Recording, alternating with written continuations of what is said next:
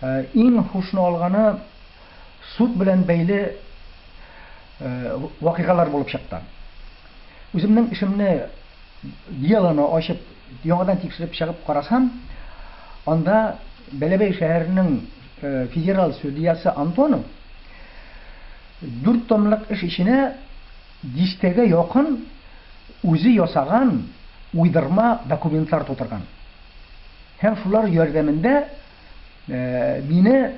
минем шикаятны, мәхкәмәгә биргән шикаятны минем файдага хәл итмәде. Моны ачыклаганнан соң мин мөрәҗәгать иттем 3 тапкыр судьяларның квалификацион комиссиясына Башкортстанның. 2 тапкыр үзем, 3нче тапкыр Башкортстандагы президент Путинның вәкиллеге аша. Әммәки аның җавап килде. Ике шикаятымны кире кайтардылар, өченчесен инде кайтарырга курыктылар һәм Бәләбәй шәһәренә җибәрделәр. Тикшерү өчен мөрәҗәгать иткән Хөсәйновка җавап бирегез дип. Димәк, бу инде бер нәрсә дә эшләмәгез дигән сүз. Шундый ук хат белән һәрбер документның ничек иттереп алдап ясалганын һәм дәлилләрен күрсәткән хатымны җибәрдем Башкортстанның баш югары суды рәисенә, Тарасенко әфәндегә. Аның урынбасары Юлдашев миңарга җавап бирә: без судьяның эшенә тыгыла алмыйбыз.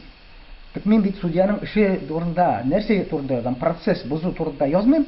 Мин аның җинаять ясаганын турында әйтәм. Мин моны кычкырып әйтәм: җинаять, чөнки ул подделка, документлар ясау, үз белдеге белән дөньяда булмаган документларны ясау, ул җинаять эше.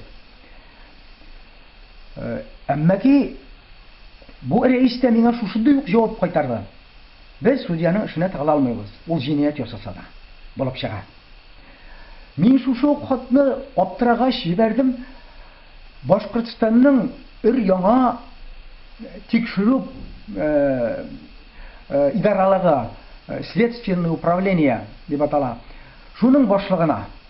Мин әйтәм, менә судьялар бер-берсенең эшен эшли, өстәгеләрдә карый алмыйлар икән, бит закон бузылган, җинаять эшләнгән судья тарафыннан, сез моны тикшерегез әле, рәхим итеп дип җибәрдем. Озак җавап булмый торды. Әмма ниһаять җавап килде, шушындый ук җавап.